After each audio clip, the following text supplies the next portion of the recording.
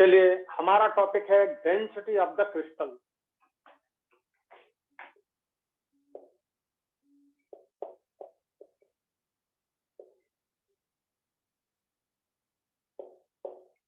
लेकिन मैं डेंसिटी के पहले आपको छोटी छोटी बातें समझाऊंगा, उसे आपको पहले समझना, ठीक है? तो ध्यान से सुनिएगा कि अगर आपकी सबसे पहली बात कॉन्स्टिट्यूएंट यूनिट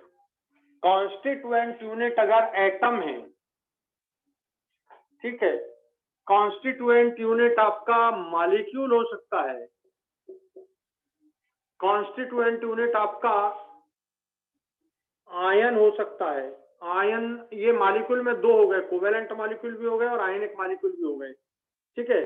तो मॉलिक्यूल हो गए, एटम हो गए, और बस ये दो मेन चीज हैं, है ना? अगर कॉन्स्टिट्यूएंट यूनिट एटम है, कॉन्स्टिट्यूएंट यूनिट अगर एटम है, तो आपको एम यहां पर यूज करना। एम का मतलब है मॉलिक्यूलर वेट, एटॉमिक वेट। तो एम आपको यहां यूज करना है एटॉमिक वेट, और वो यूज करना है किसमें? Gram atomic weight. इसको अपन बोलते हैं ग्राम एटॉमिक वेट। अगर आपको और अच्छे से लिखना है तो इसको क्या लिख सकते हो? Gram atomic weight, gram atomic weight, gram molecular weight, gram molecular weight. तो ये gram atomic weight, gram molecular weight, ये एम हम यहाँ पर यूज करेंगे। अगर हमारी कॉन्स्टिट्यूएंट यूनिट है तो एटॉमिक वेट को भी हम एम बोलेंगे और मॉलिक्यूलर वेट को भी हम एम बोलेंगे, ठीक है? जैसे मैं एग्जांपल दे रहा हूं, जैसे एग्जांपल कॉपर का मॉलिक्यूलर वेट हो गया 63.5। कॉपर का मॉलिक्यूलर वेट हो गया,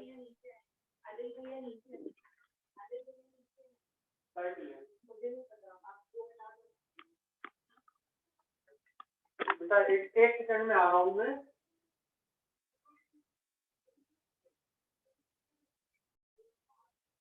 चलिए बेटा, तो कोई भी कॉपर का एटॉमिक मास हो गया 63.5, सोडियम का हो गया 23, सोडियम का हो गया 23। तो ऐसा हम एटॉमिक मास लिख सकते हैं। ऐसा हम सोडियम का हो गया 23, जैसे पोटेशियम का हो गया 39। तो ये एम है हमारा, ये क्या है हमारा? एम, ठीक है? M for atomic weight for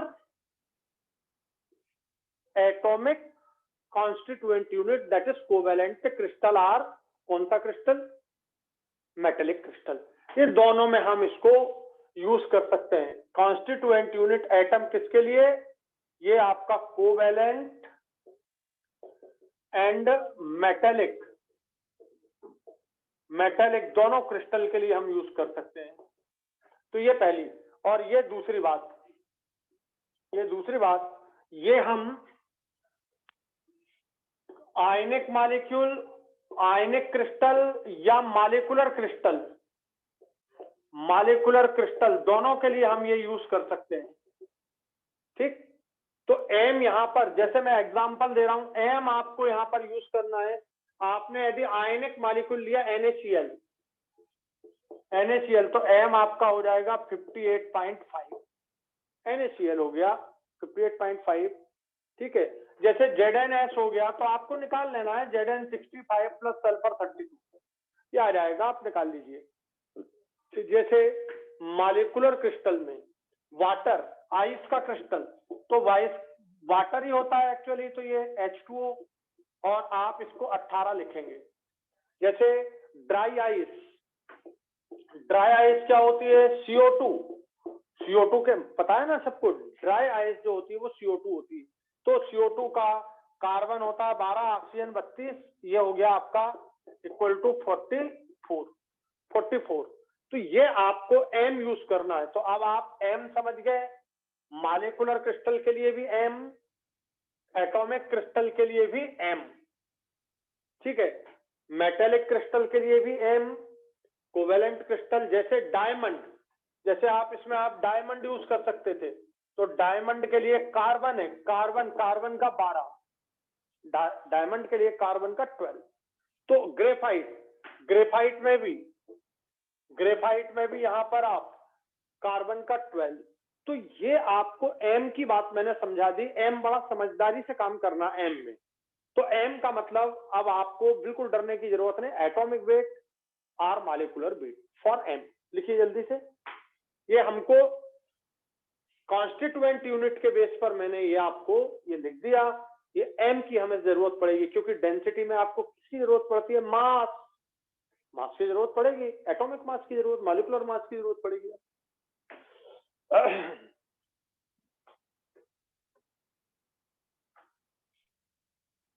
लिख लिया सब लोगों ने?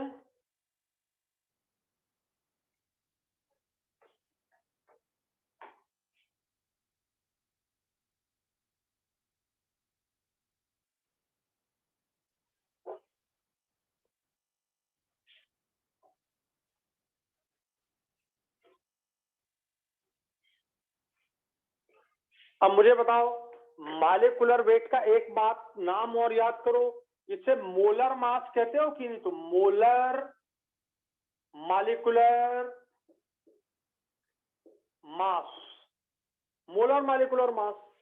फिर ये क्या है? Atomic weight. इसका एक और नाम, अब मैं इसलिए याद दिला रहा हूं आपको कि ठीक है, अपन ने पहले चैप्टर में पढ़ा है, ग्राम मॉलिक्यूलर वेट को अपन क्या बोलते हैं? Molar atomic mass. ऐसा भी लिख सकते हो आप, ये भी लिख लें, molar atomic mass, gram molecular weight, दोनों एक ही बात है। ठीक है, ग्राम में यूज करना है इसको, ग्राम मॉलिक्यूलर वेट या molar molecular weight, molar molecular weight. तो ये सबका NaCl का मोलर मॉलिक्यूलर वेट कितना? 58.5। सोडियम का मोलर एटॉमिक मास कितना? 23। ऐसे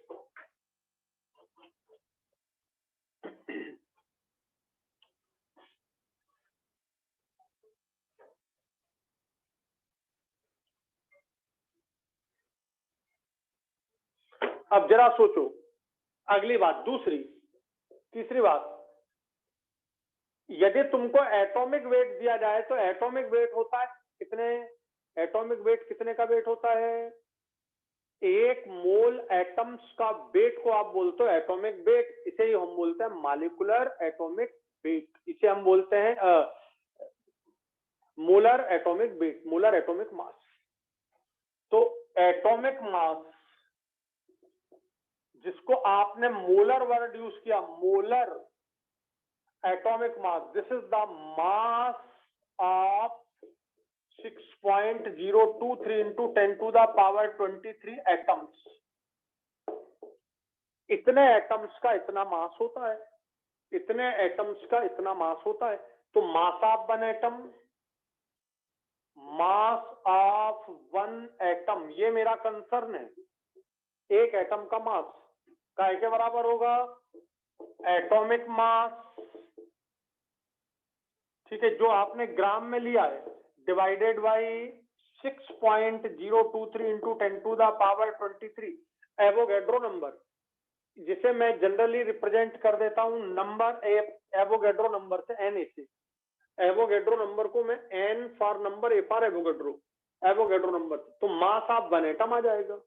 एग्जाम्पल लिया, example, mass of one atom of sodium, तो क्या आना चाहिए? सोडियम का एटॉमिक मास कितना? 23 gram, divided by Avogadro number 6.023 into 10 to the power 23, ये आपका ग्राम आ गया। ये आया मास ऑफ वन एटम। ये वन से मेरे को मतलब है, वन एटम से, ये आ गया वन एटम। एक एग्जांपल, कॉपर होता तो 63.5 करके एवोगैड्रो से डिवाइड कर देते, तो एवोगैड्रो से आप डिवाइड कर दोगे तो क्या जाएगा?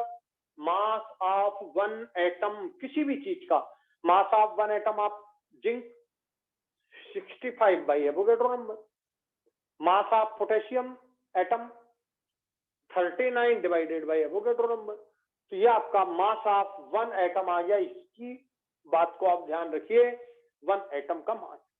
जल्दी से लिखिए इसको, एक एग्जाम्पल समझ में आ गया आपको। तो ये क्या था आपका M और ये क्या था आपका Na, माने आप इसको कैसा लिखोगे, mass of one atom equal to M upon Na। यहाँ पे फार्मूला लिख लेना, M अपान Na। M हो गया एटॉमिक मास, Na हो गया Avogadro number, M upon Na हमेशा याद रखिए, M अपान Na। ठीक है। चौथी बात, एटॉमिक मास की जगह मॉलिक्यूलर मास हो तो मास ये क्या होती है, वन एटम, ये क्या है आपका एटम, कॉन्स्टिट्यूएंट यूनिट है। ये क्या है, कॉन्स्टिट्यूएंट यूनिट किनकी, कोवेलेंट क्रिस्टल की। एटॉमिक और आपका मेटेलिक क्रिस्टल की, मेटेलिक क्रिस्टल में भी तो एटम ही होते हैं, इलेक्ट्रॉन निकल के बाहर नहीं जाते, इलेक्ट्रॉन वही है, सिस्टम में ही है, बट वहां एटम से निकल गए तो ion present in the sea of electron, उससे कोई अंतर नहीं आया, इसलिए हम वहां पर एटॉमिक मास ही यूज करते हैं मेटेलिक क्रिस्टल में भी। तो मेटेलिक क्रिस्टल हो, कोवेलेंट क्रिस्टल हो, उसमें कॉन्स्टिट्यूएंट यूनिट क्या होते हैं, एटम, और एक एटम का मास M अपान Na। अब मॉलिक्यूलर क्रिस्टल, अगर मॉलिक्यूलर क्रिस्टल है तो उसमें दो टाइप के मॉलिक्यूल बताए मैंने, एक आयनिक मॉलिक्यूल और दूसरा कोवेलेंट मॉलिक्यूल। जैसे कार्बन डाइऑक्साइड का क्रिस्टल तो वो कोवेलेंट मॉलिक्यूल है, सोडियम क्लोराइड का क्रिस्टल तो वो आयनिक मॉलिक्यूल है। तो अब यहां पर molar molecular mass, this is the mass of 6.023 into 10 to the power 23 molecules। यहाँ क्या आ गए, मॉलिक्यूल्स, ये आपके मॉलिक्यूलर मास की वैल्यू है। किसी भी चीज का मोलर मास, किसी भी चीज का मोलर मास कितने मॉलिक्यूल का मास है, इतने मॉलिक्यूल का मास। बताइए, मास ऑफ, हमें चाहिए मास ऑफ वन मॉलिक्यूल, ध्यान से सुनिए, एक मॉलिक्यूल, एक एटम, ये वन से मतलब ये क्या है आपकी कॉन्स्टिट्यूएंट यूनिट है। ये क्या है आपकी एक कॉन्स्टिट्यूएंट यूनिट, एक पेन का मास, ये NaCl है। NaCl के ऐसे कितने एवोगैड्रो नंबर के बराबर, एवोगैड्रो नंबर के बराबर मॉलिक्यूल हो तो उनका मास होता है 58.5। ये देखिए लिख लिया आपने, mass of one molecule equal to, ये आ गया आपका M अपान Na। ये देखिए फार्मूला, यहां भी देखिए, ये यहां भी देखिए, ये formula M upon Na, M upon Na, M पर यहां पर क्या M एटॉमिक मास, तो यहां क्या आ जाएगा, मॉलिक्यूलर मास इन ग्राम, ग्राम मॉलिक्यूलर मास या मोलर मास, ये molar molecular mass, molar molecular weight, molar weight molecular weight divided by Avogadro number 6.023 into 10 to the power 23। मैं एग्जांपल दे रहा हूं, ये चौथी बात पर ध्यान दीजिए, बिल्कुल सेम एग्जांपल इसी की तरह।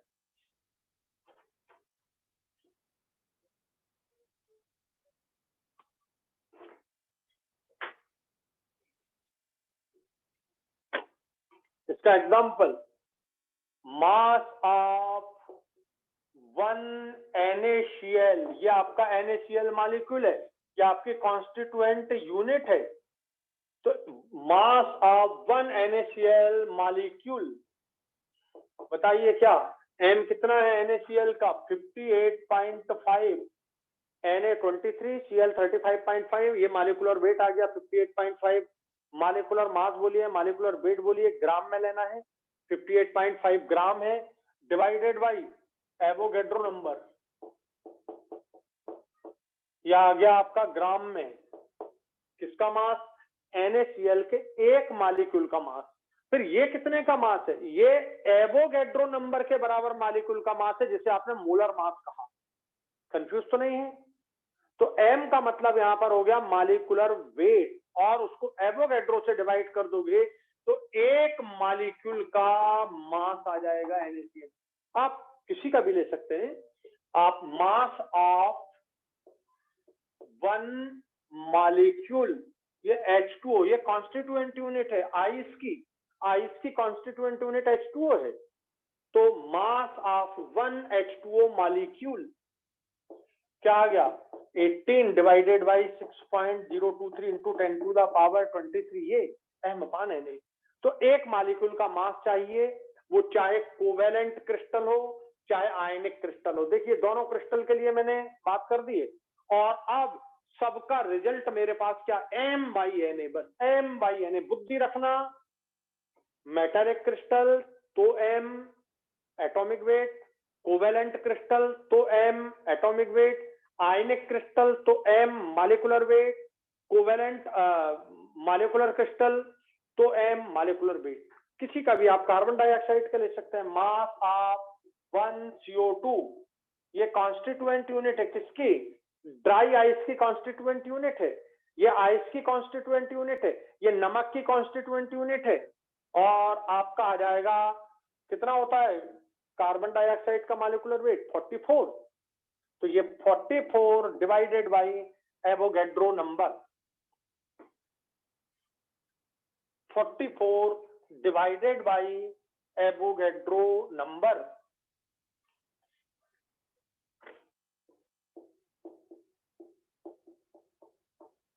ये आपका एक कार्बन डाइऑक्साइड के मॉलिक्यूल का मास आ गया। पेनों का क्रिस्टल बनाना है मुझे, ये पेनों का यूनिट सेल बनाना है, सब पेनों का यूनिट सेल बनाना है, ठीक है। इसमें जितने भी पेन हैं, एक पेन का मास, तो एक पेन का मास ही एक पेन, एक पेन, एक पेन, ठीक है। किससे डिवाइड करेंगे, मॉलिक्यूलर वेट से, एवोगैड्रो नंबर को से डिवाइड करेंगे मॉलिक्यूलर वेट को।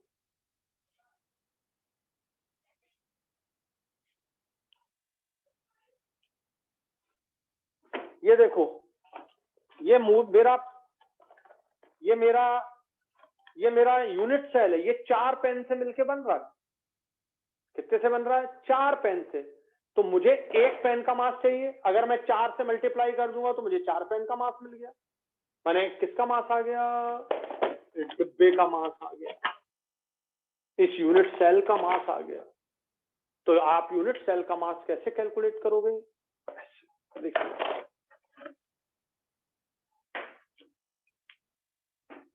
तीसरी बात, अगली जो भी नंबर है आपका,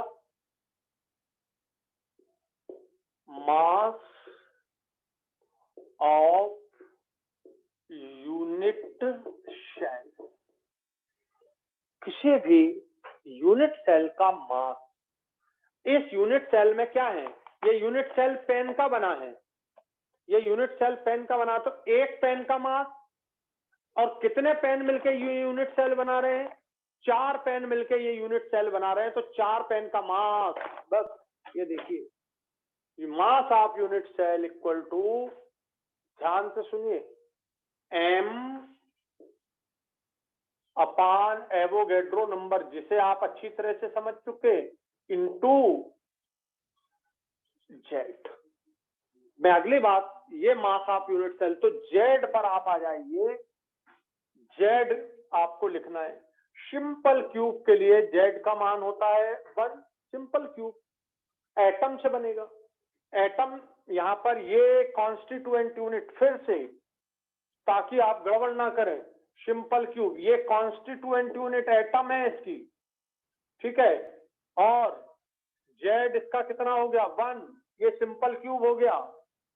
बॉडी सेंटर्ड क्यूब, ये जेड, इसका एग्जाम्पल मुझे बोल के बताओ, कोई एक एग्जाम्पल, कोई एक एग्जाम्पल, इसका कोई मुझे एक एग्जाम्पल बोल के बताओ जल्दी से। एग्जाम्पल, पोटेशियम का क्रिस्टल, सोडियम का क्रिस्टल, ठीक है, एटम से है ना। कार्बन का ग्रेफाइट, ग्रेफाइट, डायमंड, डायमंड का क्रिस्टल, तो डायमंड, ग्रेफाइट, ये इनमें कॉन्स्टिट्यूएंट यूनिट एटम है, और जेड नहीं, लेकिन यहाँ पर एक मिनट सिंपल क्यूब लिख दिया मैंने, सॉरी, ये नहीं, यहाँ नहीं चलेगा, यहाँ एग्जाम्पल नहीं चलेगा, ये है ना, बीसीसी, एटम से बन रहा है हो, जेड का वैल्यू 2, बॉडी सेंटर्ड एटम से बन रहा हो जेड, यहां चलेगा आपका, ये देखिए यहां आ गया आपका पोटेशियम सोडियम वगैरह का क्रिस्टल, ये आ जाएगा Z2 हो जाएगा, एटम है ना ये। फिर आपका FCC एटम से बन रहा है, Z बराबर से 4 होता है, सबको याद है FCC में Z का वैल्यू 4 आपने निकाला था। एग्जाम्पल दो FCC के, कॉपर का क्रिस्टल, सिल्वर का क्रिस्टल, गोल्ड का crystal, copper silver gold, copper silver gold के क्रिस्टल, कॉपर सिल्वर गोल्ड के क्रिस्टल आप ले सकते हो। यहाँ पर FCC में जेड की जरूरत पड़ेगी, ये देखिए हर बार जेड की जरूरत पड़ेगी। एम जानते हो, एम पूरा समझा दिया, Na पूरा समझा, ये M अपान Na पूरा समझा दिया। जेड फिर से एक बात, अगर ये आयनिक क्रिस्टल NaCl तो आयन से मिलके बना, ये आयन पेयर है, पूरा पूरा आयन पेयर। बताइए इसका जेड कितना निकाला था आपने? 4। NaCl का जेड 4 निकाला था आपने।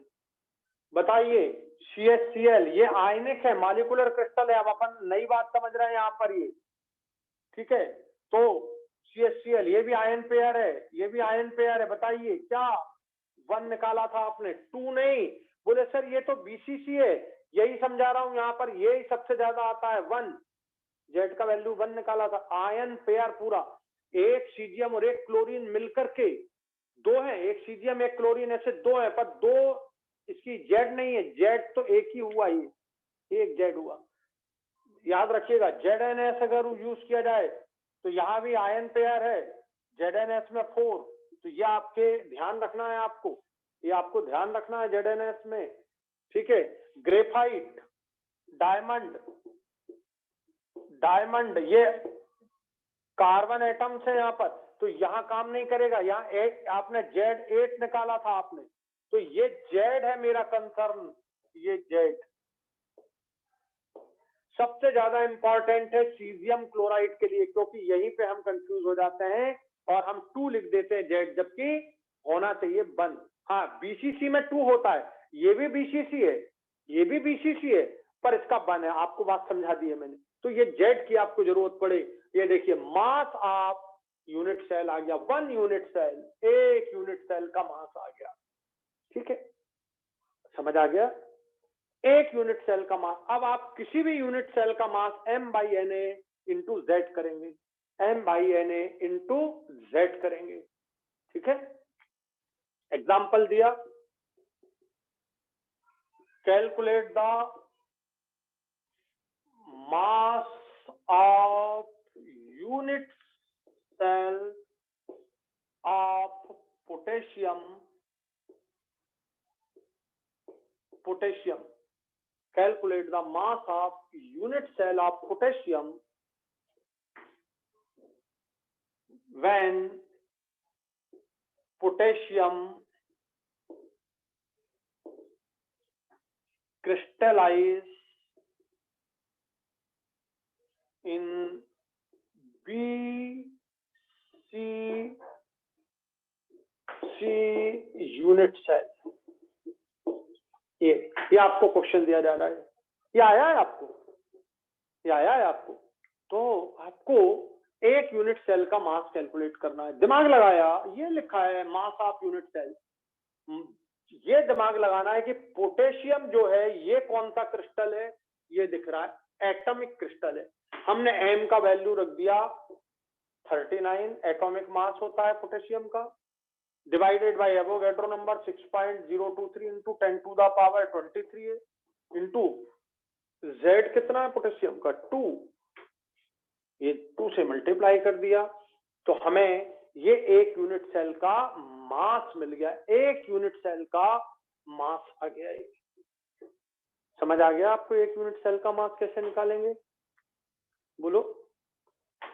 तो इस यदि ये पोटेशियम क्रिस्टल है तो इस पोटेशियम क्लोराइड में 2 KCl होंगे, 2 KCl होंगे, ये Z से मल्टीप्लाई कर दिया, 1 KCl का मास, 2 KCl का मास, तो ये आपका पोटेशियम का क्रिस्टल 2 से 2 मिलकर के बनाएगा। याद है फेस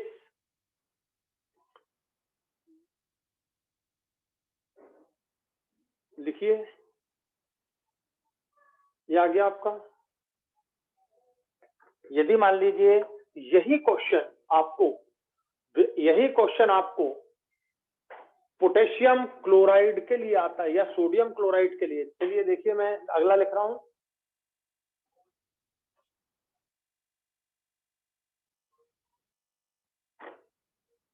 NaCl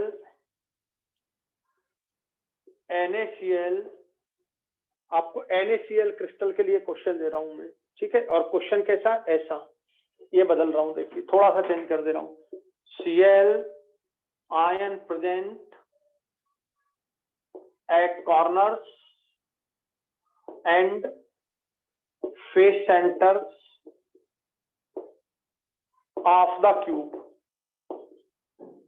ये आपको ऐसा दे दिया जाए या आपको ऐसा दे दिया जाए या आपको ऐसा दे दिया जाए, इसकी जगह FCC लिख दिया जाए, इसका मतलब आप समझ जाएं कि ये FCC है, इसका मतलब आप समझ जाएं कि ये FCC है, बस बात खत्म। एंड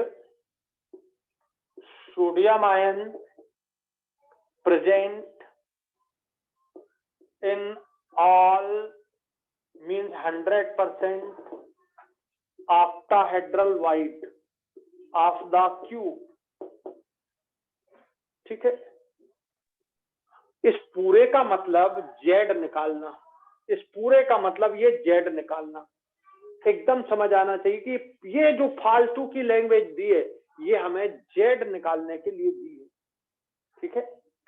तो ये Z आपका इतना सारा Z के लिए सीधा वो लिख देता कि NaCl का unit cell 4 NaCl atom molecule से मिलकर बनता है, 4 NaCl मॉलिक्यूल से मिलकर बनता है, तो हमारी बात खत्म हो जाती है। 4 दिया है, Z का वैल्यू 4, तो ये सब दिया। अब आपको मैंने ऐसा लिख दिया ताकि आप Z कैलकुलेट कर सको, ठीक है। तो octahedral wide of the cube, calculate the mass of unit cell of NaCl, ठीक है। ये दिया एटॉमिक मास ऑफ Na जो है वो 23 है और Cl जो है वो 35.5 है। अब आपको मैंने पूरा समझा दिया है, क्या करना है, ये रखा है M/Na, तो आप जब इसको ऐड करोगे तो ये आ गया 58.5 ग्राम में, तो ये M आ गया आपका 58.5। एवोगैड्रो से डिवाइड करोगे तो किसका मास आ जाएगा, एक NaCl का मास आ जाएगा, एक NaCl मॉलिक्यूल का मास। और ऐसे कितने NaCl के मॉलिक्यूल मिलके एक यूनिट सेल बना रहे हैं, ये यूनिट सेल कितने से मिल रहा, 4 से, ये जेड रखा है 4 मिलकर के एक NaCl का यूनिट सेल बना रहे हैं, यूनिट सेल, ऐसा ये डिब्बा बना रहे हैं, ठीक है। तो अब बस एक का मास आपने निकाल लिया, ये आया M 58.5 अपान 6.022 इंटू 10⁻23। ये आ गया एक NaCl का, एक NaCl, Na और Cl का मास आ गया, एक NaCl के आयनिक मॉलिक्यूल का मास आ गया, ये एक NaCl के आयनिक मॉलिक्यूल का मास आ गया।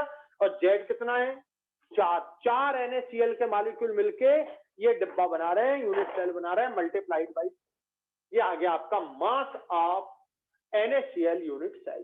बोलो मास, यूनिट सेल का मास कैलकुलेट करना आ गया, सिंपल है। चलिए, तो अब मैंने आपको पूरी विद्या दे दी, पोटेशियम दें, ये दें, ये दें, ये दें, ये दें, डायमंड दें। डायमंड में 8 निकाला है आपने कल, देखिए 4 नहीं। तो मास ऑफ यूनिट सेल आ गया आपके पास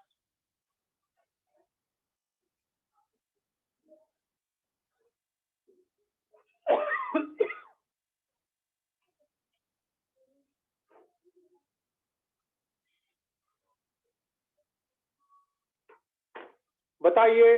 अब मुझे डेंसिटी निकालना है, ध्यान से सुनिए, ये आपका मास ऑफ यूनिट सेल है, ये आपका मास ऑफ यूनिट सेल है, M into Na upon M into Na, M upon Na into Z, M upon Na into Z, mass of unit cell है। जरा सोचो, डेंसिटी निकालना है किसी भी चीज की। अब लास्ट पॉइंट आ रहा है, डेंसिटी निकालना है। किसकी डेंसिटी? यूनिट सेल की। Density of unit cell equal to क्या होता है? Mass upon volume. Volume of unit cell. किसका volume? Volume of unit cell, यानी mass upon volume of unit cell. Volume क्या है? ये हो गया वी, कैपिटल वी। दूसरी क्लास में कैपिटल वी सिंपल क्यूब में निकाला आपने, फिर सेंटर्ड क्यूब में निकाला ए आपने। वॉल्यूम निकाला था कि नहीं? बॉडी सेंटर्ड में निकाला था आपने। सब में किसी में भी वी निकालना है आपको।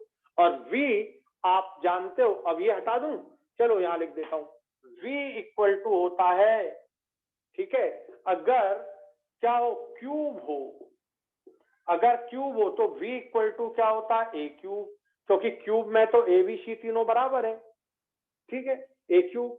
लेकिन अगर मैं माचिस ले लूं, ये माचिस में ये ए आर्म सबसे बड़ी है, बी आर्म छोटी है और सी आर्म और छोटी है, तो 3 आर्म हो गई। तो क्यूब में ये ए क्यूब आया। लेकिन आर्थोरोम्बिक में, ये समझाने के लिए समझ लिख रहा हूं मैं, आर्थोरोम्बिक में v का वैल्यू कितना आएगा? a into B into C.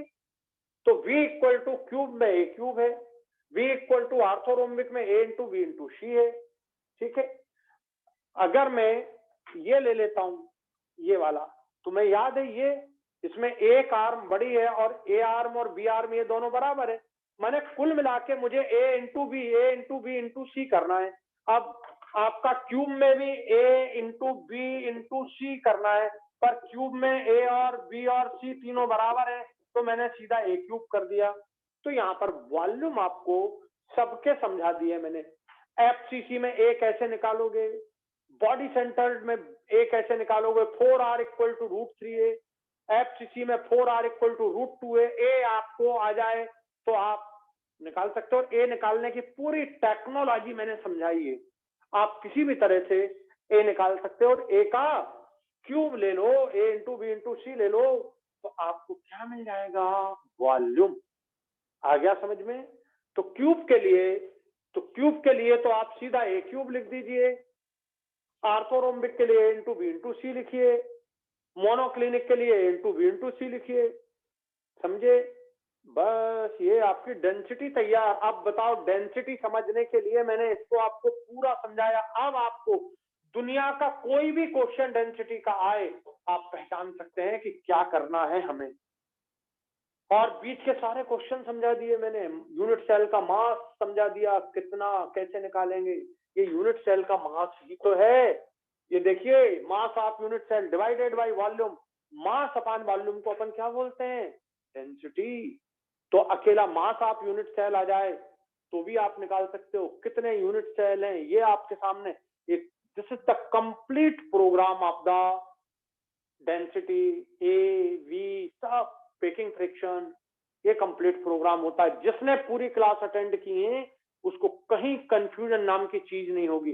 Starting में टफ लगता है, एक बार कंसेप्ट क्लियर हो जाए ना, पूरा पढ़ने के बाद ही कंसेप्ट क्लियर होता है आपका। ऐसा लिंक बनता है कि आपको जरूरत नहीं पड़ती किसी के दोबारा पढ़ने की, नहीं पड़ती जरूरत।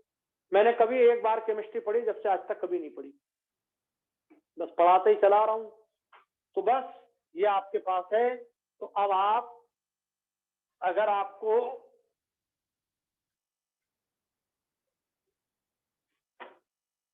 क्यूब में लिखना है तो यहाँ पे ए क्यूब कर दीजिए, क्यूब में लिखना है तो यहाँ पर आप ए क्यूब कर दीजिए, तो आपका काम बन जाएगा।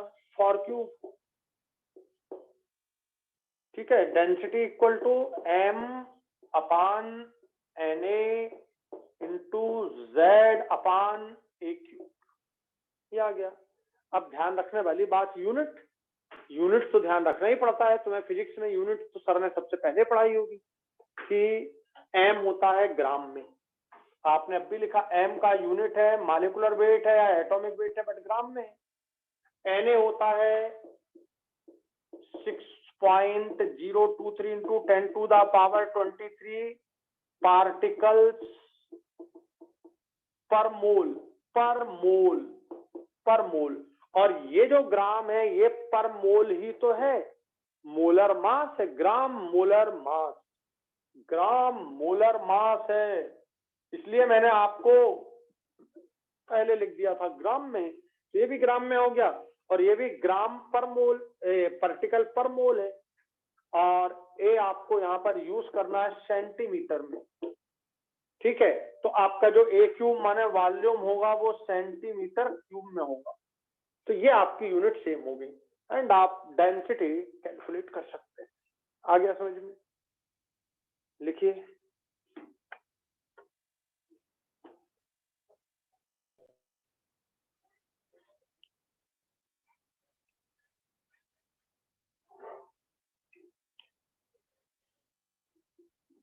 अब बताओ, केवल वैल्यू रखना है, कोई भी न्यूमेरिकल हो आपको, अब सारी बात क्लियर है। मैं न्यूमेरिकल चाहे 1 कराऊं चाहे 10 कराऊं, ए के मैंने कल कितने सारे करा दिए हैं सब।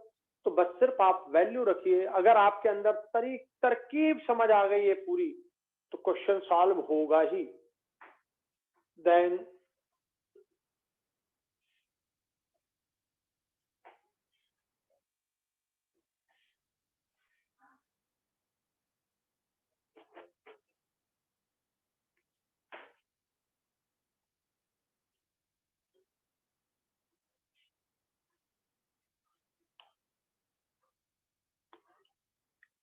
तो अब अगर आपको ए का वैल्यू सेंटीमीटर में दिया जाए तो प्रॉब्लम नहीं है, मीटर में दिया जाए तो सेंटीमीटर में बदलिए, पिकोमीटर में दिया जाए तो सेंटीमीटर में बदलिए उसे।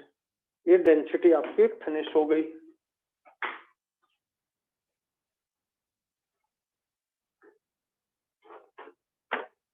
बोलो, समझ आ गया आपको अच्छे से? अब बताओ,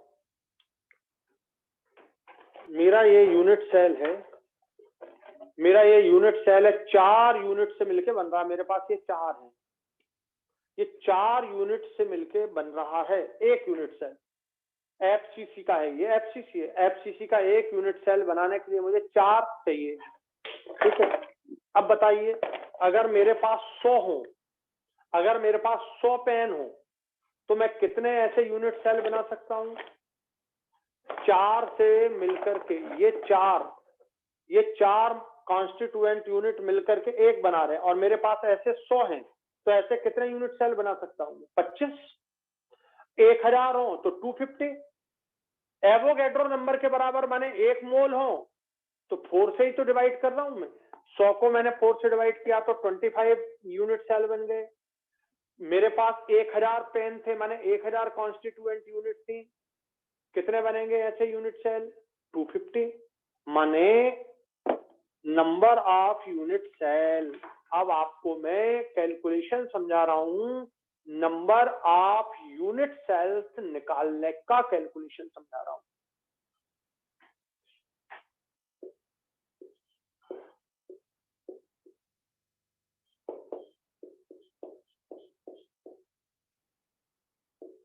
नंबर ऑफ यूनिट सेल्स निकालने का कैलकुलेशन समझा रहा हूं, ठीक है। कैसे नंबर ऑफ यूनिट सेल्स निकालते हैं? Number of constituent units divided by Z.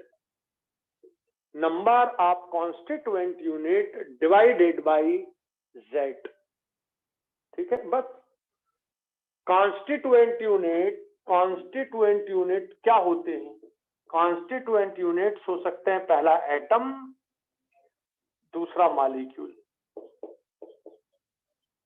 ठीक है। बस 2 ही तो हैं। अरे भाई आयन है तो आयनिक मॉलिक्यूल हो गया।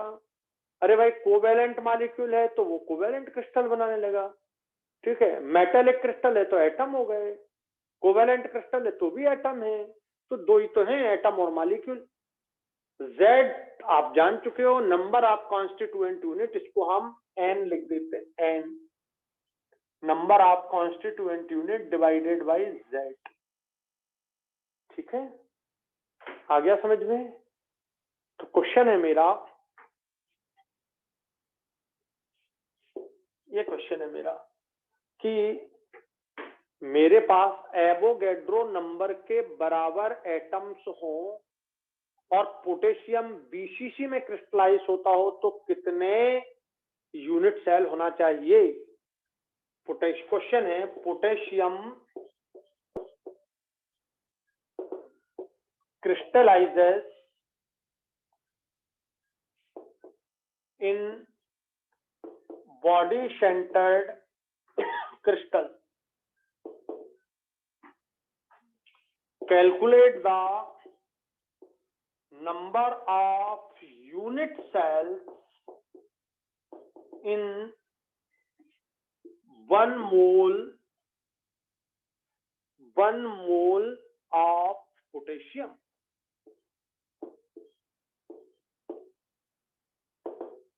One mole of potassium. दिमाग लगाया कि यार 1 मोल पोटेशियम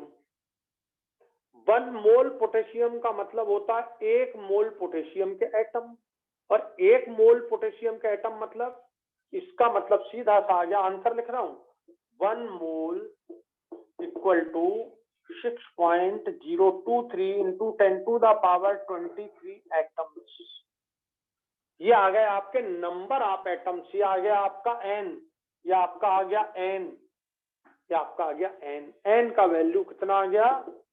एवोगैड्रो नंबर के बराबर। यहाँ पर एन का वैल्यू एवोगैड्रो नंबर के बराबर है, एन आ गया।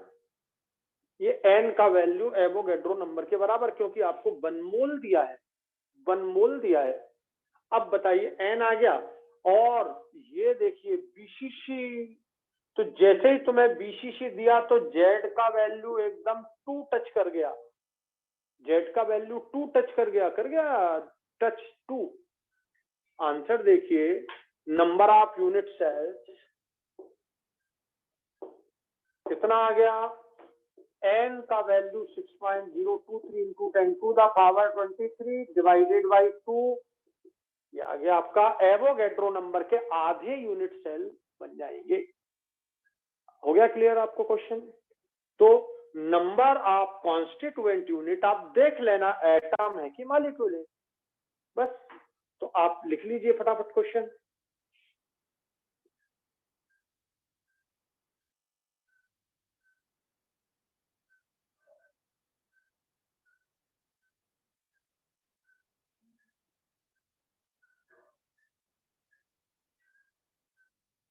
चलिए मैं बदल रहा हूं, मैंने क्वेश्चन दे दिया यहां पर मैंने क्वेश्चन दे दिया, calculate the number of unit cell in 39 gram of potassium. 39 gram मैंने पोटेशियम को तोला 39 ग्राम और आपको दे दिया कि भैया ये 39 ग्राम पोटेशियम है, इसमें यूनिट सेल बताने कितने। तो क्या करिएगा, सोचा यार 39 ग्राम दिया है और हमें यहां निकालना है क्या?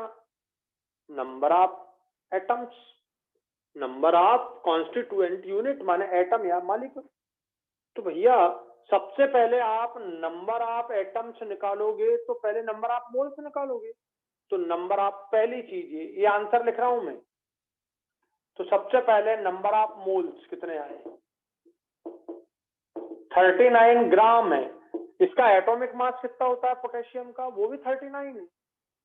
वो भी कितना है? 39 है। 39 से डिवाइड किया, ये आ गया 1 मोल, ये आ गया 1 मोल। और 1 मोल में कितने एटम होने चाहिए? ये माने वही क्वेश्चन बन गया। दूसरा पॉइंट आपका ये हो गया कि 1 मोल में मिल गया। तीसरा पॉइंट आपका ये हो गया कि ये तो यार बीसीसी दिया हुआ है और बीसीसी के लिए जेड, या आपका बीसीसी दिया हुआ उसके लिए Z2 होता है। यही आंसर, चौथा आंसर आपका ये, चौथा पॉइंट आपका ये हो गया, तीसरा पॉइंट आपका ये हो गया। इस तरह 1 2 3 4 ये चारों हो गए। अगर मान लीजिए 390 ग्राम दे देता, ये देखिए 390 ग्राम, ये 390 ग्राम, तो एटॉमिक मास तो उसका 39 ही है, 10 मोल्स मिल गए। 10 मोल्स का मतलब इसको मैंने और 10 से मल्टीप्लाई कर दिया, तो 10 मोल्स में ये आ गया 24 है। तो ये आपका 10⁻²4/2 ये आंसर आपका आ गया 390 में। आ गया समझ? अब मैं 390 is the very easy process. अगर 100 ग्राम दूं तो फिर पॉइंट में आएगा, 100 ग्राम दूं डिवाइडेड बाई 39, ठीक है। तो उस हिसाब से आपको सॉल्व करना पड़ेगा, वो थोड़ा सा कैलकुलेशन वाला है। और 390 दे दें तो कोई प्रॉब्लम नहीं, 39 दे दें तो कोई प्रॉब्लम नहीं, 78 दे देते तो और मजा आ जाता, तो 2 मोल हो जाते। तो आपको तरीका मैंने ये समझा दिया, ये लिखिए।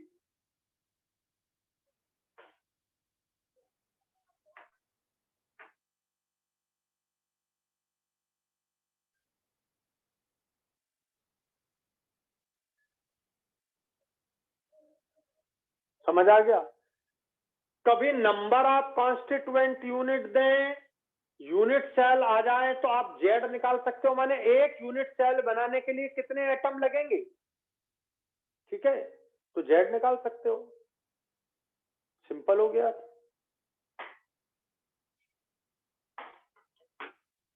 हो गया क्लियर? अब ये इस वाला इसका क्वेश्चन दे रहा हूं, इसको समझिए। पोटेशियम की जगह ले लिया मैंने, ये देखिए चेंज कर रहा हूं मैं इसको, है ना,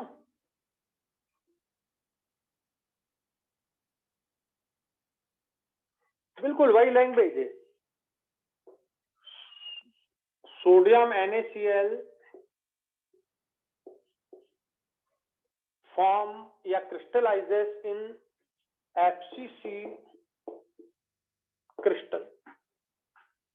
Calculate the number of unit cell in 117 gram of NaCl। आपको नमक, मैंने घर से नमक, अपने घर से एक पैकेट उठाया नमक का, उसमें से नमक लिया 117 ग्राम, 117 ग्राम नमक आपको तौल के दे दिया। और मैंने आपसे पूछा कि इसमें भैया बताओ यूनिट सेल कितने होंगे, तो आपका ये दिया NaCl क्रिस्टलाइजेस इन FCC। जैसे ही आपने FCC पढ़ा आपके दिमाग में ये आ गया 4। 117 ग्राम दिया है, तो ये आपका मास आपका है, ये इसका मास है 117 ग्राम। और एटॉमिक मास नमक का कितना होता है 58.5, तो ये आ गया 2 मोल्स। यानी आपके पास इस समय अब आपके पास 2 मोल्स है, तो मल्टीप्लाई हो जाएगा कितना, इंटू 2 से। ये आपके पास क्या आ गए, NaCl के मॉलिक्यूल आ गए। मल्टीप्लाई आपने 2 मोल्स में कर दिया एवोगैड्रो का, तो ये आपके आ गए NaCl के पूरे मॉलिक्यूल। ये NaCl का कॉन्स्टिट्यूएंट यूनिट Na आयन और Cl आयन का पूरा आयन पेयर है। तो ये कॉन्स्टिट्यूएंट यूनिट, इतने मॉलिक्यूल्स आ गए, ये मॉलिक्यूल्स आ गए, ये मॉलिक्यूल्स आ गए।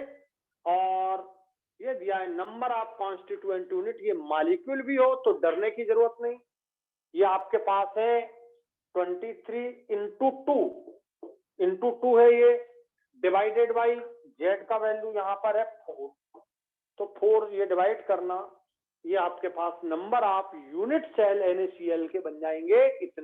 इतने यूनिट सेल आपके NaCl के इसमें मिलेंगे। अब ये क्वेश्चन आपको 1 ग्राम के लिए आया, मैंने 117 ग्राम दिया, आपको 1 ग्राम दिया नीट में, 1 ग्राम NaCl में कितने होंगे। अगर आप 117 ग्राम में निकाल सकते हो तो 1 ग्राम में भी निकाल सकते हो। ये मैंने इजी करने के लिए कर दिया कि 2 मोल आ जाए। 100 ग्राम में आया, 100 ग्राम NaCl में कितने यूनिट सेल होंगे, तो अगर आप इसमें निकाल सकते हो तो उसमें भी निकाल सकते हो। और दूसरा तरीका 58.5 में एक इतने होते हैं, 58.5 में इतने, तो उसमें 1 ग्राम में कितने डायरेक्ट भी कर सकते हो। तो अब आपको मैंने सारे तरीके समझा दिए यूनिट सेल निकालने के। लिखिए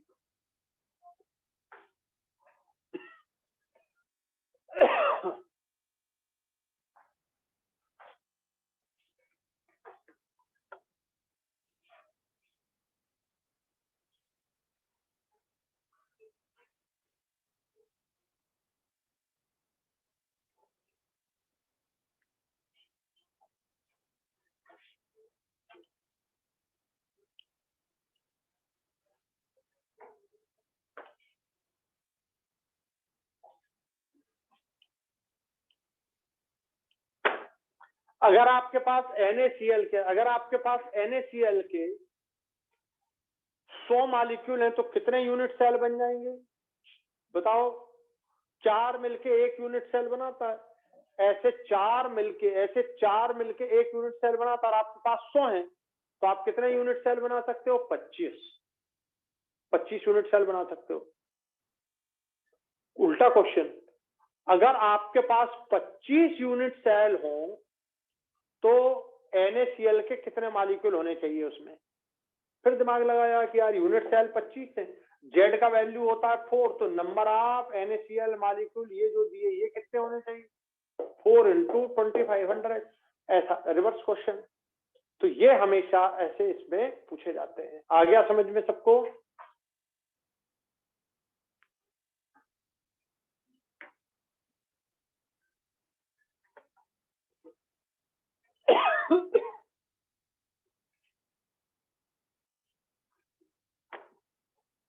अब अगला, डेंसिटी दी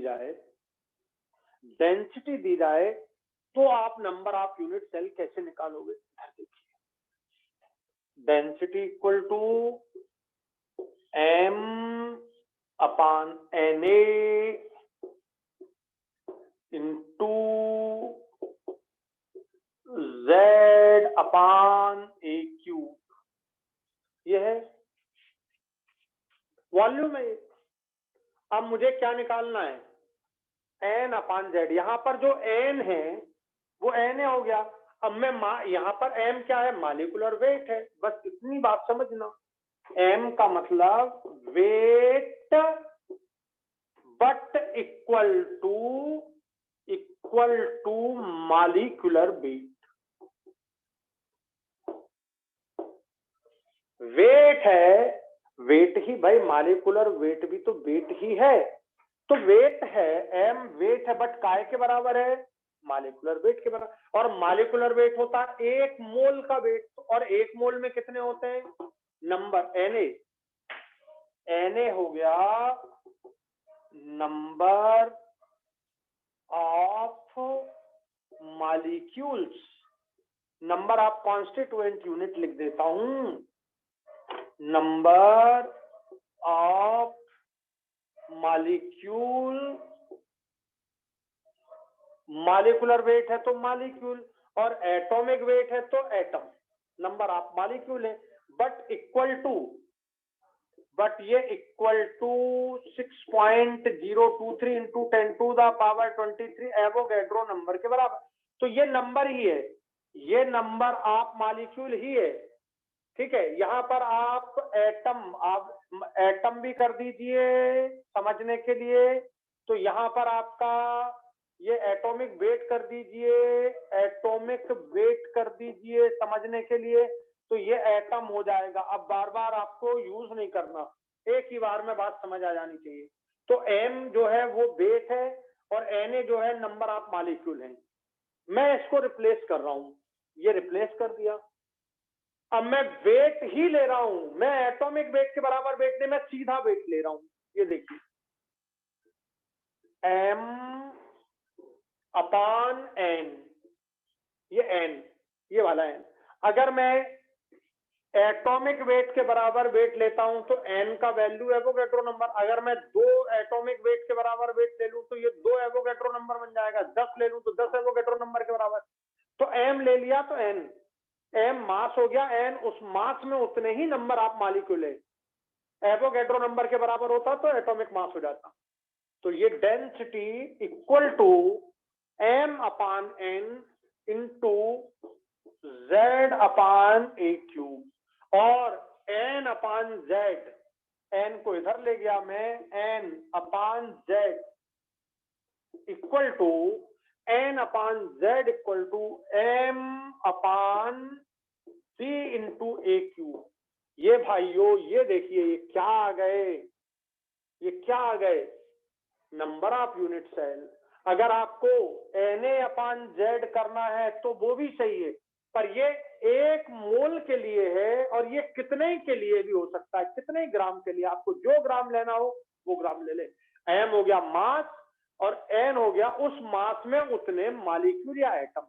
सीधा आप रखिए, m आपको मालूम है, मॉलिक्यूलर वेट, एटॉमिक वेट, आपको डेंसिटी दी जाएगी, आपको A दिया जाएगा, तो आप सीधा n/z निकाल देंगे, ये आ जाएगा यूनिट सेल।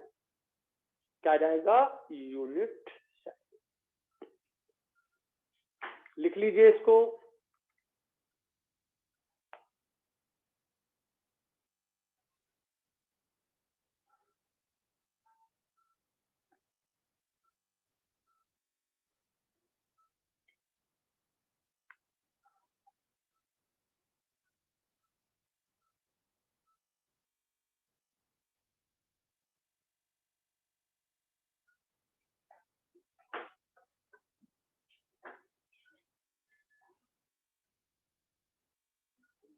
आप अकेला एन भी निकाल सकते हैं, नंबर ऑफ एटम्स अकेले, ये नंबर ऑफ एटम्स भी निकाल सकते हैं ओनली, और जेड से डिवाइड कर दो तो यूनिट सेल आ जाएगा।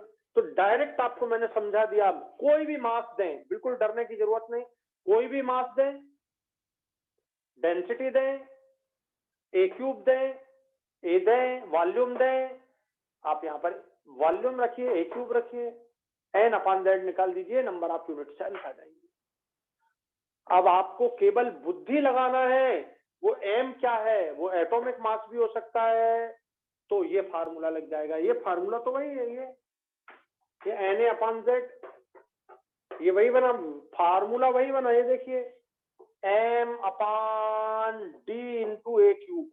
ये फार्मूले में कोई चेंज नहीं है, ये देखिए, ये फार्मूले में कोई चेंज नहीं। क्यों?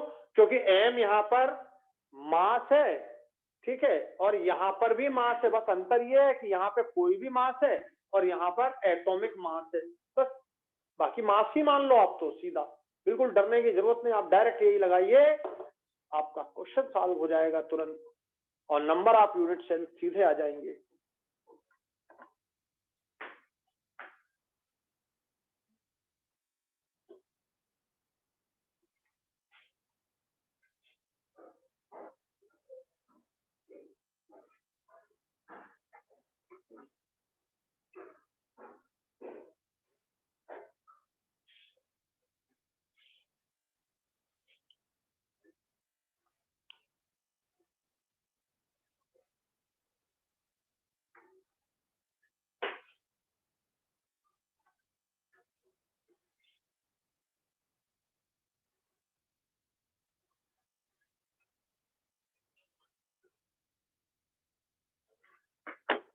बोलिए, बात क्लियर हो गई? अब बताओ, mass, density, number of unit cell से रिलेटेड कोई भी चीज आपको पूछी जाए तो आप इसे बड़े आसानी से अब सॉल्व कर सकते हैं। सब वेरी इंपॉर्टेंट। अब सब टाइप के क्रिस्टल को मैंने समझा दिया, हर तरह से समझा दिया आपको, इसे आप अच्छे से तैयार कीजिए। नेक्स्ट हमको डिफेक्ट्स इन क्रिस्टल, अगला टॉपिक लिखिए, defects in crystal. Defects in crystal.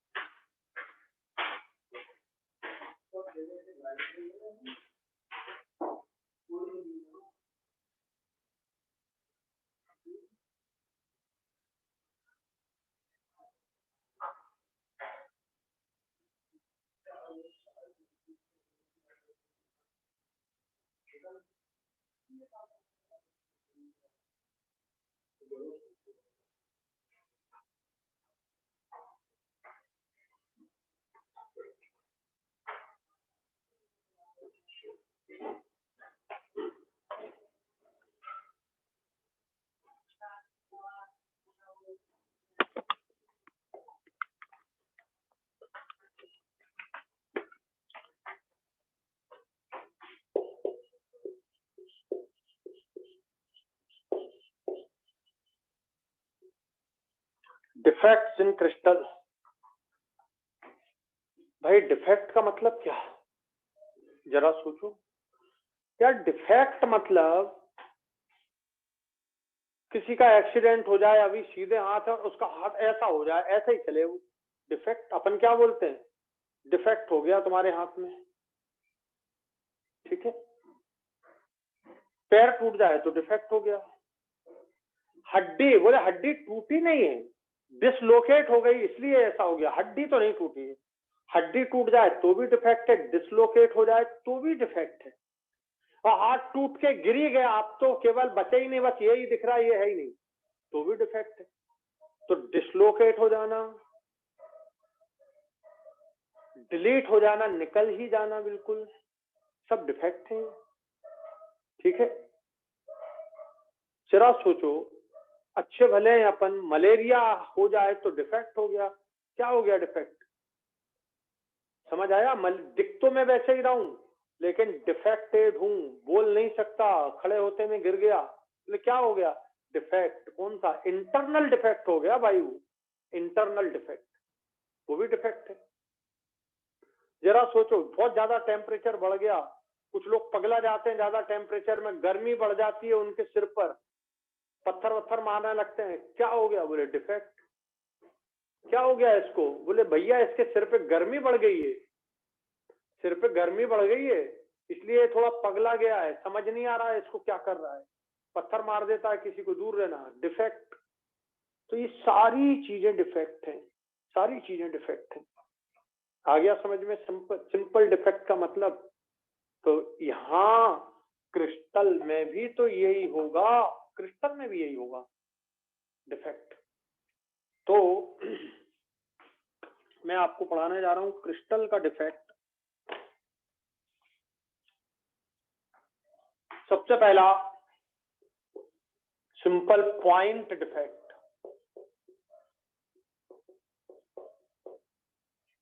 Atoms माने कुल मिला के कॉन्स्टिट्यूएंट यूनिट, वो चाहे एटम हो चाहे मॉलिक्यूल हो, इनका अपनी लैटिस पॉइंट, जिस कुर्सी पे ये बैठे हैं, जहां पर ये बैठे हैं, वहां से निकल जाएं या डिसलोकेट हो जाए, डिसलोकेशन और डिलीशन दोनों बोल सकते हैं, डिलीट हो जाए, निकल ही जाए, मिस हो जाए, missing of atoms or molecule that is constituent unit from its lattice site is called point defect। समझ आ गया? तो हम पॉइंट किसे बोल रहे हैं? कॉन्स्टिट्यूएंट यूनिट, कोई हमारा पॉइंट है, ठीक है, और लैटिस पॉइंट मतलब ये उसकी कुर्सी जिसपे वो बैठा है, वहां से वो निकल जाए, हट जाए, मिस कर जाए, ठीक है, मिसिंग हो जाए, वहां से डिसलोकेट हो जाए, दिखे पर डिसलोकेट हो जाए, दिखे ही ना माने निकल जाए, खाली जगह, खाली कुर्सी दिख रही है, तो वो पॉइंट डिफेक्ट हो गया। ठीक है, दूसरा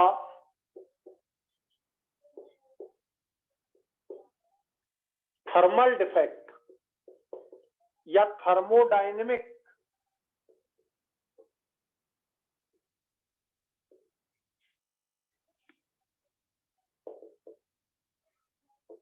thermodynamic defect, thermal temperature, temperature देने पर यदि एटम्स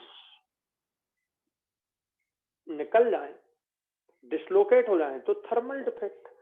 टेम्परेचर देने पर यदि ऐसा हो रहा हो, टेम्परेचर देने पर यदि क्या हो रहा हो, एटम्स अपनी लैटिस पॉइंट को छोड़ के निकल जा रहे हैं, डिसलोकेट हो जा रहे हैं, तो वो हो गया थर्मल डिफेक्ट।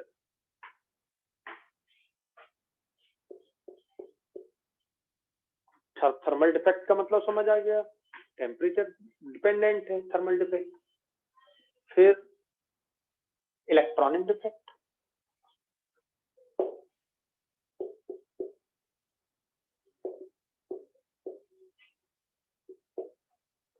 आपने देखा इलेक्ट्रॉन हमेशा लो एनर्जी स्टेट में होते हैं, ये लो एनर्जी स्टेट का ऑर्बिटल है, ये लो एनर्जी,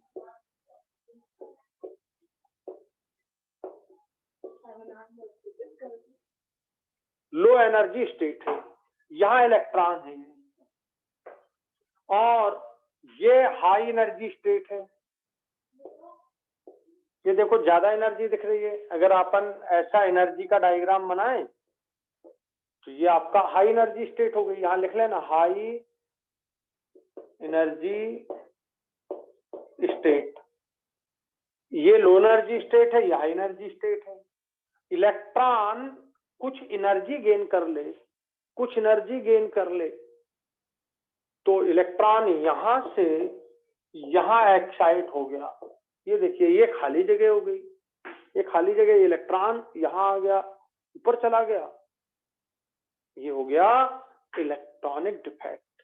और इस इलेक्ट्रॉनिक डिफेक्ट के कारण इसमें कंडक्टिविटी आ जाएगी, कंडक्टिविटी आ जाएगी।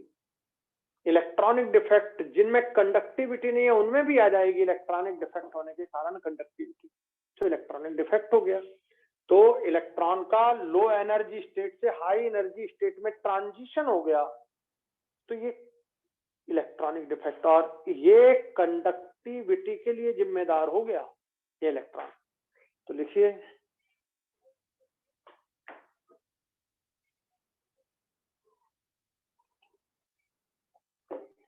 अगला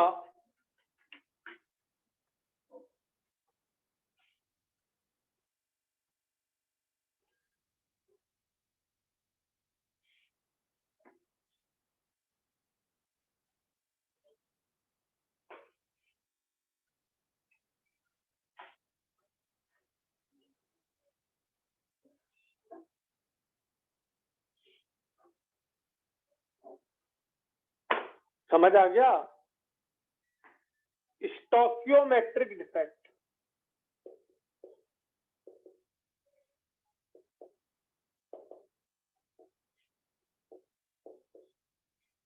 स्टोकियोमेट्रिक डिफेक्ट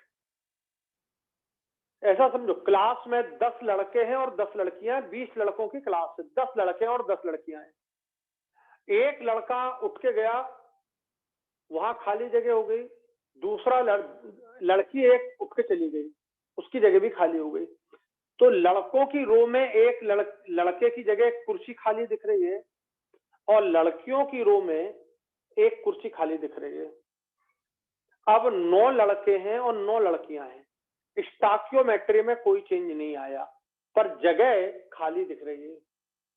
ऐसा डिफेक्ट कहलाता है स्टोकियोमेट्रिक डिफेक्ट, जिसमें नंबर ऑफ केटायन और एनायन का रेशो डिफेक्ट के पहले भी वही था और डिफेक्ट के बाद भी वही है, क्रिस्टल इलेक्ट्रिकली न्यूट्रल रहा। ठीक है, तो ratio of number of cations and anion before the defect and after the defect are same. ठीक है, पहले 10 लड़के थे, 10 लड़कियां थी, रेशो क्या था? 10:10 मीन्स 1:1। एक लड़का गायब हुआ, एक लड़की गायब हुई, कुर्सियां खाली दिख रही हैं, एक एक इस तरफ एक इस तरफ, 9 बचे, तो अब भी रेशो 9:9 मीन्स 1:1, अभी भी वही है। तो there is no change in the stoichiometry. ऐसे डिफेक्ट को हम बोलते हैं स्टोकियोमेट्रिक डिफेक्ट, जिसमें केटायन और एनायन का रेशो डिफेक्ट के पहले और डिफेक्ट के बाद में चेंज नहीं होता है। समझ गए? Ratio of cation and anion defect के पहले और डिफेक्ट के बाद चेंज नहीं होता, उसका क्रिस्टल न्यूट्रलिटी मेंटेन रहती है। ठीक है, ऐसा डिफेक्ट कहलाता है स्टोकियोमेट्रिक डिफेक्ट। जैसे सोचो कि आपके ये आपने ये देखो, आपके क्लास में ये 2 स्टूडेंट हैं, ये लड़के हैं और ये लड़कियां हैं। ठीक है, ये लड़के हैं, एक लड़कियां हैं, ये दोनों में से एक एक गायब हो गई है। अब देखो, इसकी जगह खाली होगी, ये खाली दिख रही है एक जगह लड़कों में, ये लड़कियों में खाली दिख रही है। समझ आ गया? ये खाली जगह दिख रही है और स्टोकियोमेट्री अभी भी मेंटेन है। जो दोनों गए तो दोनों पूरा जाएंगे, बैग वैग सब ले लाके। ठीक है, पूरा खाली मामला उनका। और ऐसा है, ये देखो, ये है अभी दो लड़के हैं, ये 2 लड़कियां हैं। क्या हुआ? सपोज ये एक लड़की गायब हो गई, ये एक लड़की गायब हो गई, एक दिख रही है। अब ये 2 लड़के हैं, एक लड़की है, स्टोकियोमेट्रिक रेशो गड़बड़ हो गया। तो अब हम इसे बोलने लगे हैं नॉन स्टोकियोमेट्रिक डिफेक्ट। पर क्रिस्टल अभी भी न्यूट्रल रहेगा। क्यों? क्योंकि वो लड़की जो है अपना बैग यहीं छोड़ के चली गई है। ये बैग दिख रहा है उसका कि कोई बैठी थी या बैठा था, जो भी हो, तो ये नॉन स्टोइकियोमेट्रिक डिफेक्ट है। तो बस इसको सिंपल हम ऐसा समझते हैं, ठीक है। तो स्टोइकियोमेट्रिक डिफेक्ट का मतलब समझ आ गया, जिसमें केटायन एनायन रेशो डिफेक्ट के पहले और डिफेक्ट के बाद सेम होता है, स्टोइकियोमेट्री में चेंज नहीं आता। और नॉन स्टोइकियोमेट्रिक डिफेक्ट में स्टोइकियोमेट्री बदल जाती है, वो पहले जैसे आयन नहीं रहते। चलिए, स्टोइकियोमेट्रिक डिफेक्ट का पहला है शॉर्टकी डिफेक्ट।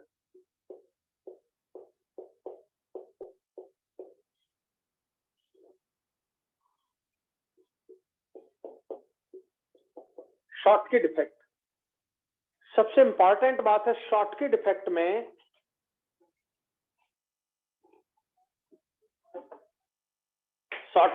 में ये देखिए, ये Na आयन, ये Cl आयन, ये Na आयन, ये Cl आयन, ये इस तरह से अपनी अपनी कुर्सी पे बैठे हैं। ये जो सर्कल है, ये जो सर्कल आप देख रहे हो, ये कहलाता है लैटिस पॉइंट। ये लैटिस पॉइंट है, ये लैटिस पॉइंट है। इस लैटिस पॉइंट पर ये Cl आयन बैठा, माने कुर्सी, ये कुर्सी पर Na आयन बैठा, इस कुर्सी पर Cl आयन बैठा, इस कुर्सी पर Na आयन बैठा, और ये इस तरह से क्रिस्टल बन गया। आगे भी ऐसा होगा, इधर भी होगा। ये क्रिस्टल तो बहुत बड़ा है, ये ऐसा बनते चला जाएगा। मैंने इसका इतना पार्ट बना दिया, ठीक है। तो ये आपका क्रिस्टल तैयार है। ये बिफोर डिफेक्ट है, ये बिफोर डिफेक्ट है। 1 2 3 4 Na आयन Cl आयन का रेशो इक्वल है, 4:4 है, दैट इज 1:1 है, ठीक है। कभी टेम्परेचर बढ़ गया, थोड़ा बहुत टेम्परेचर बढ़ गया, तो एक Na आयन या एक Cl आयन निकल गए यहां से। सपोज यहां से एक Cl आयन निकल गया, ये निकल गया, तो Na आयन यहां से निकल गया। ये भी जा सकता है, ये भी निकल सकता है, ऐसी कोई जरूरी नहीं है। तो यहाँ पर जब ये निकल जाएगा, तो यहाँ पर एक वैकेंसी क्रिएट हो जाएगी इस तरह से।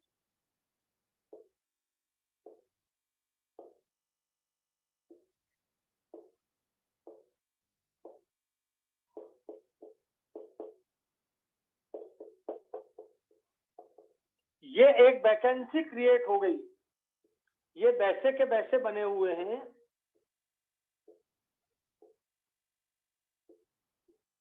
इस तरह से, और Na आयन यहां से निकल गया ये, तो यहाँ एक वैकेंसी क्रिएट हो गई है। ये एक वैकेंसी है, एक वैकेंसी ये है।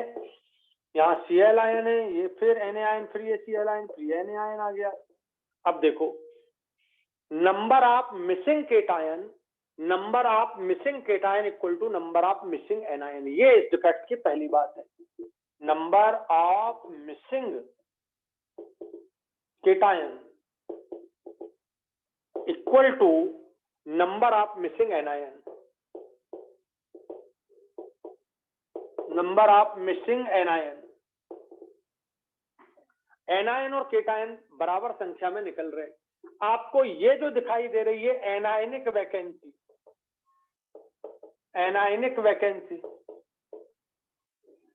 और ये आपको जो दिखाई दे रही है ये केटायनिक वैकेंसी।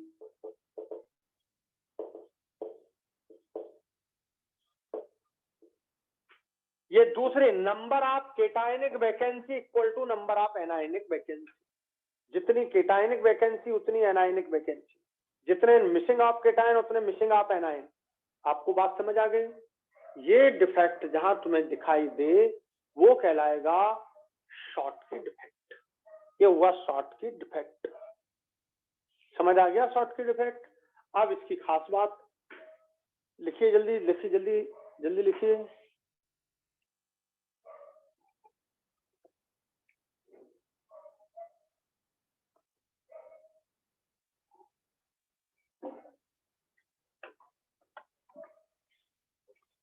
अब मुझे Na आयन Cl आयन का रेशो यहाँ भी मुझे 3:3 दिख रहा है, माने 1:1। ये देखिए, डिफेक्ट के बाद, डिफेक्ट के पहले अंतर नहीं आया।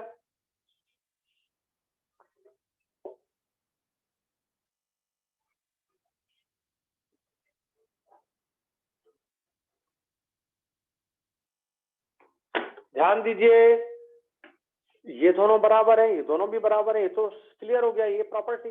अब इसकी प्रॉपर्टी, क्रिस्टल की डेंसिटी कम हो जाएगी, स्टोइकियोमेट्री मेंटेन रही, आप ये लिख सकते हैं 10 the stoichiometry maintain, stoichiometry maintain, ठीक है। पर प्रॉब्लम क्या आ गई, डेंसिटी डिक्रीज हो गई,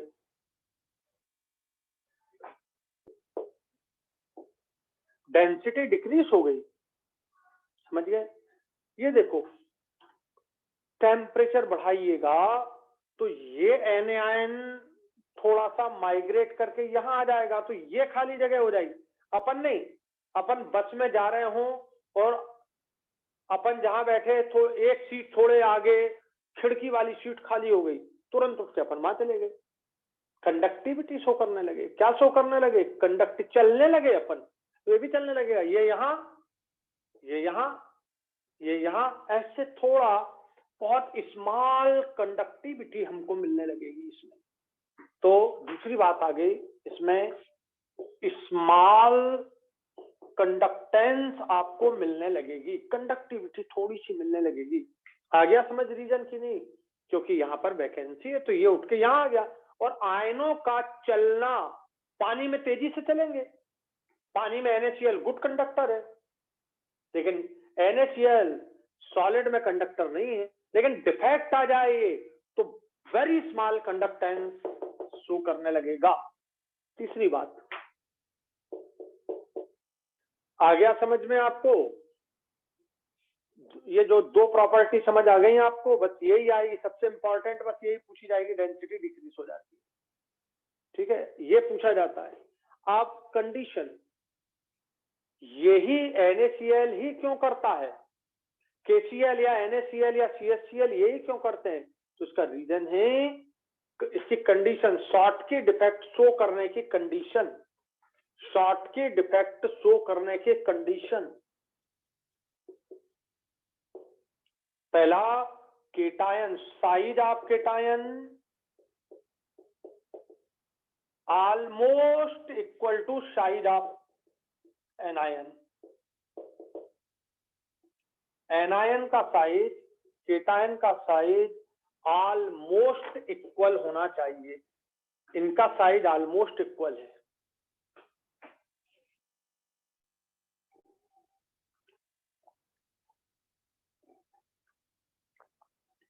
इनका साइज ऑलमोस्ट इक्वल है पहला, और दूसरा कोऑर्डिनेशन नंबर हाई होना चाहिए। ये देखो NaCl का कोऑर्डिनेशन नंबर कितना है, 6, CHCl का कितना, 8। तो एग्जाम्पल इसके बन गए NaCl, KCl, CHCl, CSBr वगैरह, ये इसके एग्जाम्पल। NaCl KCl में शॉर्ट की डिफेक्ट होता है।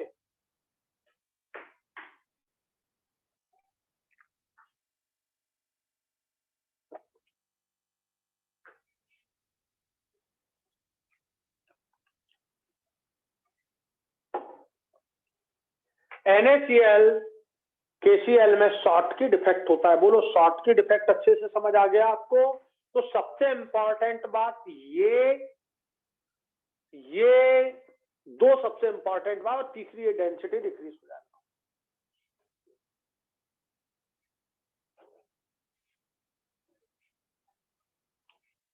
टेम्परेचर देने पे ये बढ़ रहा है तो थर्मोडायनेमिक डिफेक्ट है।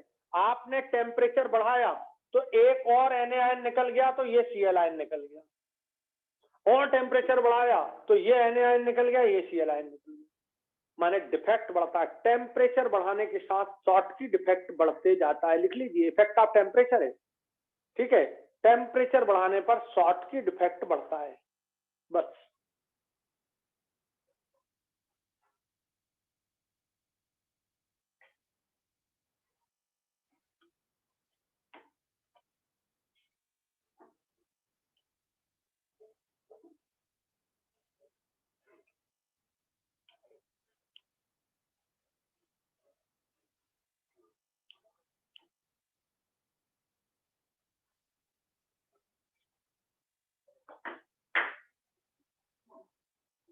दूसरा शॉर्टकी डिफेक्ट, दूसरा शॉर्टकी डिफेक्ट है फ्रंकेल डिफेक्ट।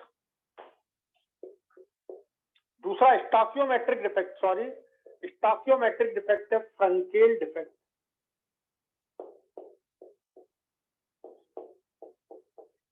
फ्रंकेल डिफेक्ट, तो स्टॉकियोमेट्रिक डिफेक्ट में दो होते हैं, पहला शॉर्टकी डिफेक्ट, दूसरा फ्रंकेल डिफेक्ट। इन दोनों में स्टॉकियोमेट्री में चेंज नहीं आता। देखिए फ्रंकेल डिफेक्ट,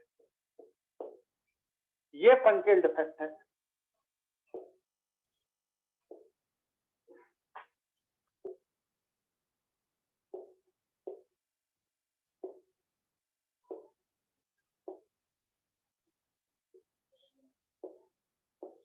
ये लैटिस पॉइंट आपको नजर आ रहे हैं, ये लैटिस पॉइंट जहां पर एटम बैठते हैं। मैं एग्जांपल दे रहा हूं, ZnS, ये Zn आयन, ये सल्फाइड आयन, ये Zn आयन, ये सल्फाइड आयन, ये Zn आयन, ये सल्फाइड आयन, ये Zn आयन, ये सल्फाइड आयन, ये बैठे हुए आराम से, ये बैठे हुए, ठीक है। ये देखो स्टॉकियोमेट्री मेंटेन, Zn आयन और सल्फाइड आयन का रेशो 4:4 मीन्स 1:1, ये मेंटेन स्टॉकियोमेट्री इनकी। जितने Zn आयन उतने ही सल्फाइड आयन है। Zn आयन पर चार्ज +2 है, सल्फाइड आयन पे -2 है, दोनों का चार्ज बैलेंस है, न्यूट्रल है।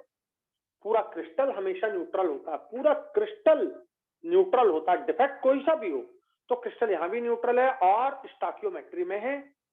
लेकिन आगे क्या हुआ, थोड़ा सा टेम्परेचर बढ़ गया, थोड़ा टेम्परेचर बढ़ गया, गर्मी लगने लगी, बोले यार बहुत गर्मी लगने लगी, तो अपना कोई एक आदमी उठ के यार नीचे बैठूंगा फर्श पे बैठ गया। ये देखिए, इसको हम बोलते हैं, ये जो है ये लैटिस पॉइंट कहलाता है, लैटिस पॉइंट, ये लैटिस पॉइंट है। लैटिस पॉइंट भी बोल सकते हैं, लैटिस साइट भी बोल सकते हैं, लैटिस साइट है। और ये जो साइट है, ये जो साइट है, ये जो खाली आपको जगह दिख रहे, ये कहलाती है इंटरस्टिशियल साइट।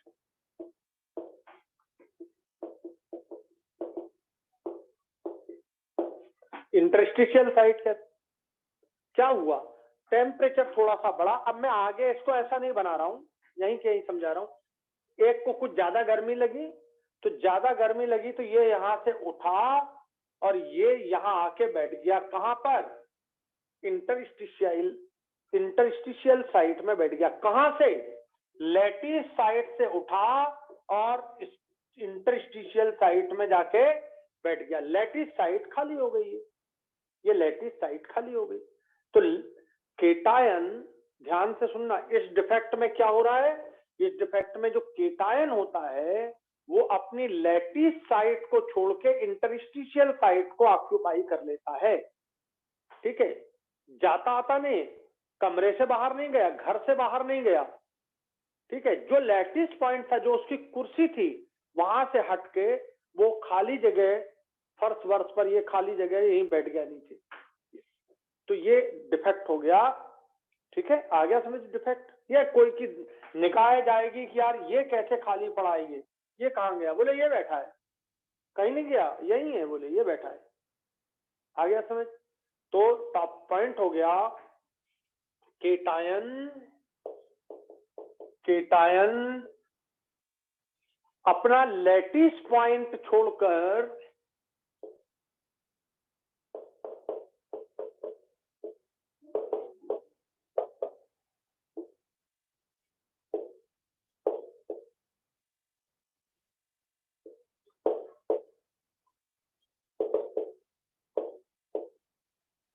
केटायन अपना लैटिस साइट छोड़ करके इंटरस्टिशियल साइट में चला जाता, एनायन नहीं जाता। Only cation leave it's lattice site and occupy the interstitial site, ठीक है। अब देखो ये 1 2 3 4, ये 1 2 3 4 after the defect stoichiometry maintain है, तो ये स्टॉकियोमेट्रिक डिफेक्ट हो गया। This is the stoichiometric defect, stoichiometric defect हो गया। कमरे का जो डेंसिटी पहले थी वो अभी भी है।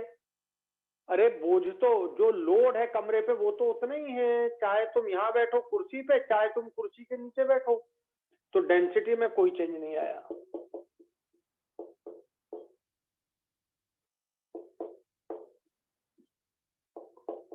डेंसिटी में कोई चेंज नहीं आया। हाँ, एक बात हो गई, ये खाली जगह दिखी, सल्फाइड आयन इधर आ गया, यहाँ खाली जगह दिखी, जेडन आयन इधर आ गया, ये खाली जगह दिखी, सल्फाइड आयन, थोड़े चलने लग गए। पहले तो सब फिक्स थे, अब थोड़े चलने लग गए। तो very small conductivity observed, very small conductivity is observed after the defect, very small conductivity.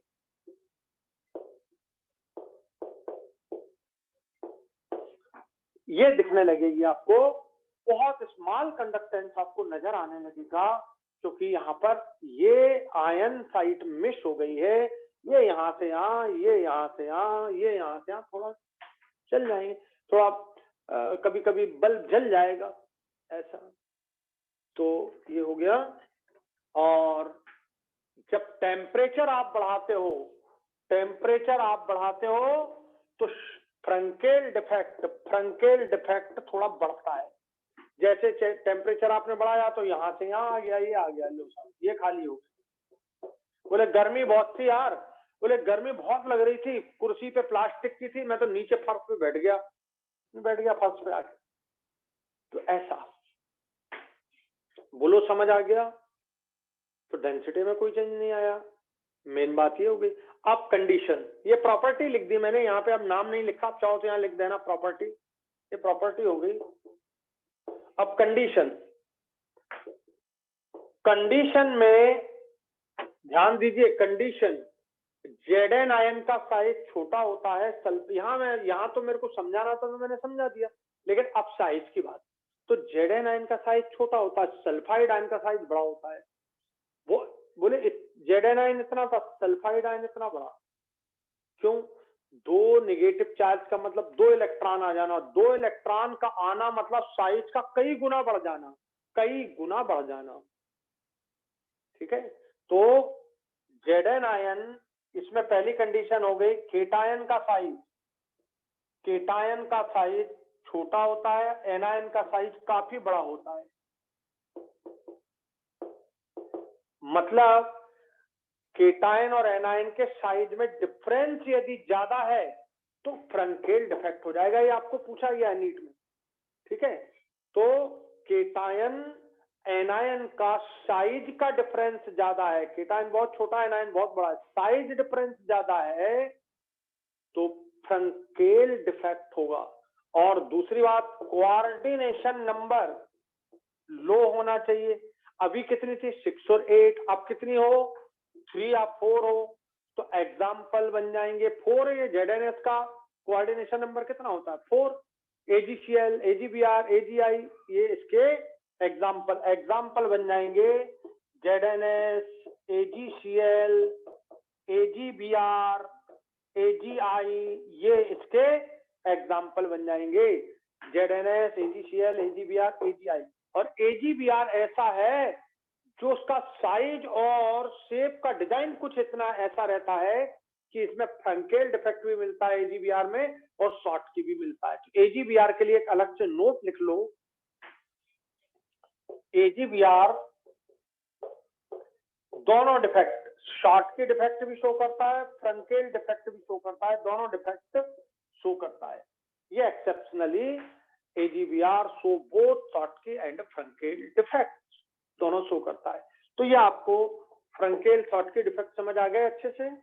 इसके क्वेश्चन सब लिख दिए मैंने, सारे क्वेश्चन आपको लिख दिए। सबसे मेन ये, सबसे मेन ये, दूसरा मेन ये, तीसरा मेन ये उठा यहां से, ये तो ये 3-4 बातें मेन है, बाकी आपको ध्यान रखना है। तो ये टेम्परेचर डिपेंडेंट है, थर्मोडायनेमिक डिफेक्ट भी हो गया, ये टेम्परेचर डिपेंडेंट है इसलिए थर्मोडायनेमिक डिफेक्ट है, थर्मल डिफेक्ट है, इंट्रिंसिक डिफेक्ट है, इंट्रिंसिक डिफेक्ट है, वो भी इंट्रिंसिक डिफेक्ट है। तो इस तरह से हम डिफेक्ट को क्लासिफाई करते हैं।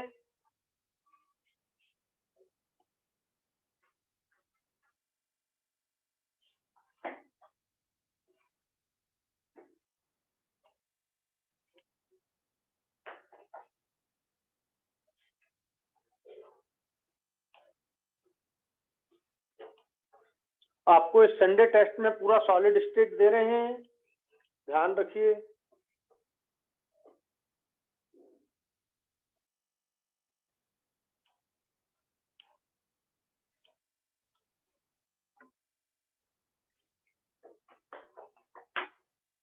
कर डालिए इनके क्वेश्चंस। बताइए, यहाँ तक की बात समझ आ गई सब लोग को आज की?